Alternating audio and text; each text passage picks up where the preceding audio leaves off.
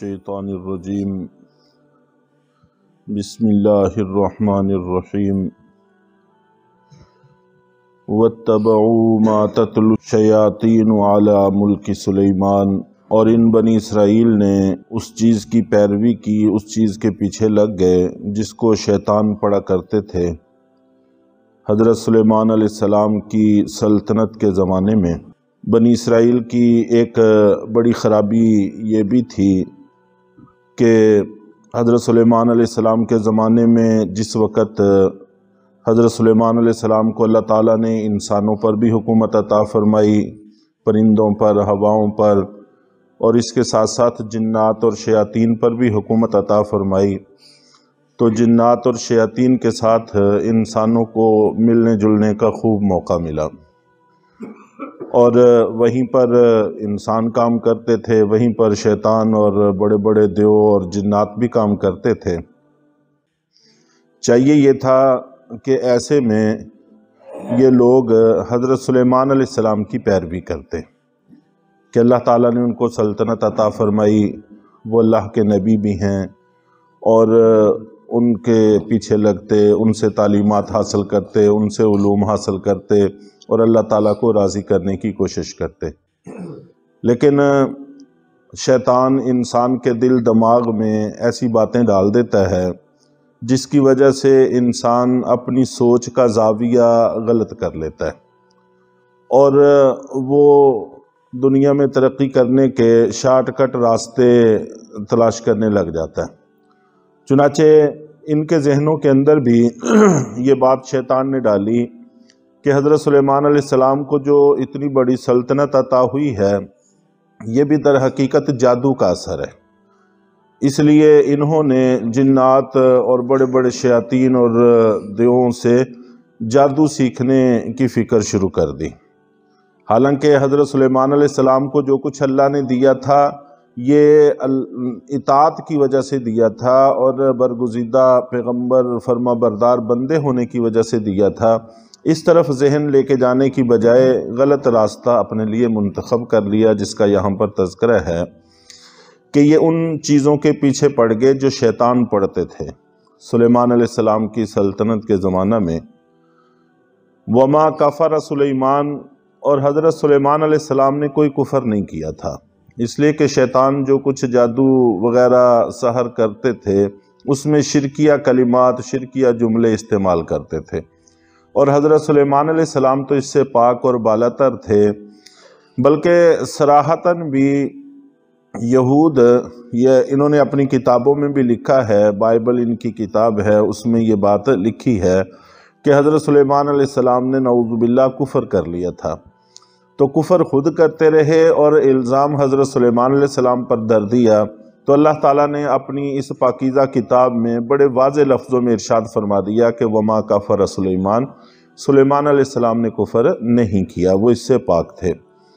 وَلَٰكِنَّ الشَّيَاطِينَ كَفَرُوا يُعَلِّمُونَ النَّاسَ، لیکن شیطان کفر کرتے تھے یعلمون الناس السحر، لوگوں کو جادو سکھانے کے ساتھ۔ جو کفر کرتے تھے ان کی پیروی شروع کر دی، اور جو اللہ تعالیٰ کے برگزیدہ پیغمبر تھے ان پر کفر کا الزام لگا دیا۔ اس طرح کی الٹی سوچ کے یہ لوگ مالک تھے، اور شیاطین جو جادو سکھاتے تھے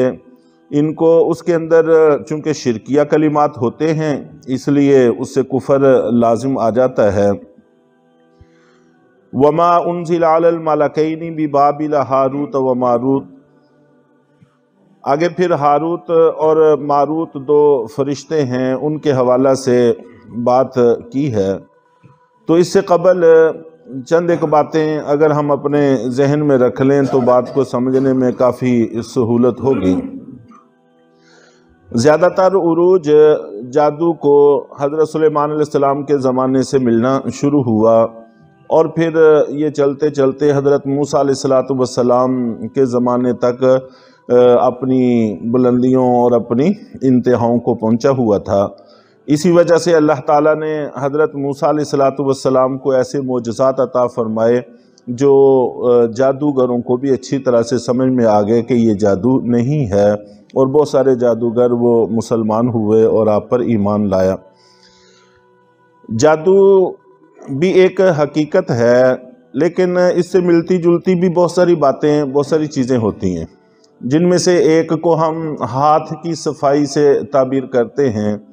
बहुत सारे लोग करतब दिखाते हैं, उसमें कोई जादू नहीं होता, कोई ऐसी जिन का इस्तेमाल नहीं होता, किसी तरह की भी कोई खुफिया ताकत इस्तेमाल नहीं होती, सिर्फ वो हाथ की सफाई है। इतने फुर्तीले तरीक़े से वो काम करते हैं कि आम आदमियों की नज़रों से बचाकर उनको समझ नहीं आती कि इन्होंने कैसे किया है। हमने अक्सर व बेशतर, आप हजरात ने भी देखा होगा कि बच्चे भी कुछ खेलते हैं, तो कोई बच्चा छोटी मोटी ऐसी हाथ की सफाई की चीज़ सीख लेता है जो दूसरे बच्चों को समझ में नहीं आती, वो उनको बार बार करके दिखाता है, जिससे दूसरे बच्चे बड़े हैरान होते हैं। वो कहते हैं कि इसको जादू आता है, और वो बच्चा भी कहता है कि आओ मैं तुम्हें जादू करके दिखाऊं।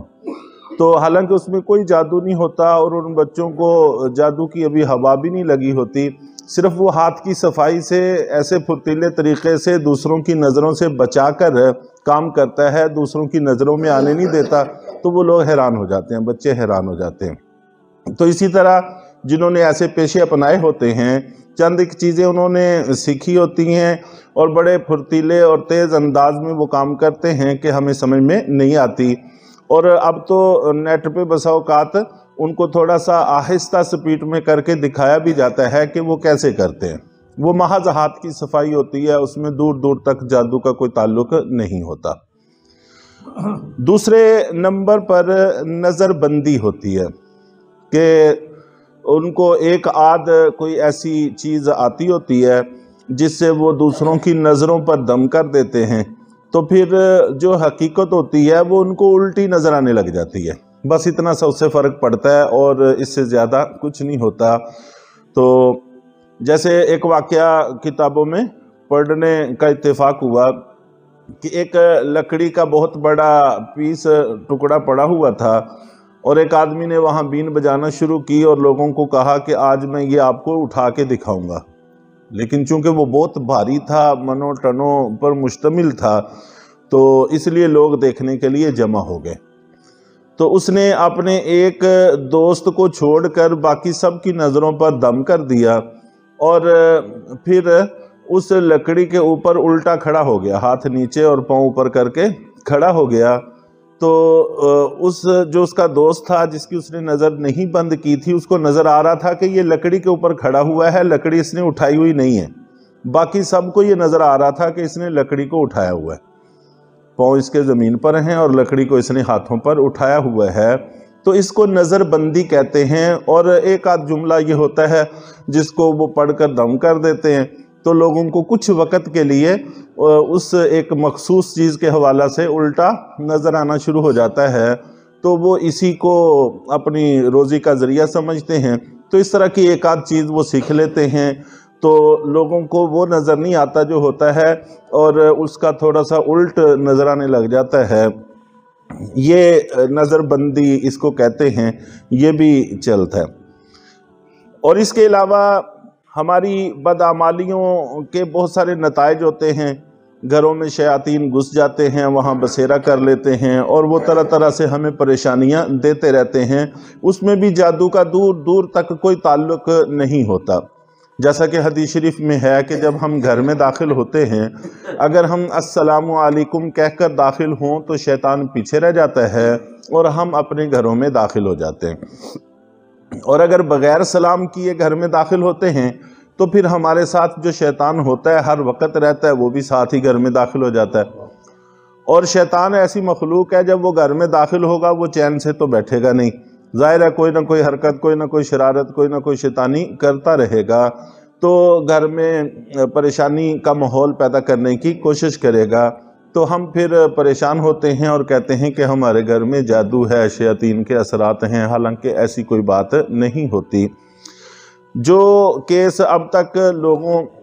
उलमा के पास आते हैं उनके बारे में तजज़िया यही है कि अगर 100 केस आएँ तो उनमें से एक जादू का होता है 99 بس ہمارے گھر کی بدعمالیوں اور آپس کی ناچاکیوں اور آپس کے دوریوں کا نتیجہ ہوتے ہیں۔ تو اس لیے جادو اب بھی اتنا عام نہیں ہے جتنا تصور کیا جاتا ہے۔ تو بہرحال اس کے حوالے سے انشاءاللہ کچھ باتیں کل عرض کر کے پھر ہاروت اور ماروت 2 فرشتوں کو اللہ تعالیٰ نے بھیجا، ان کی کچھ بات عرض کی جائے گی۔ اللہ تعالیٰ ہم سب کو صحیح راستے پر چلنے کی توفیق۔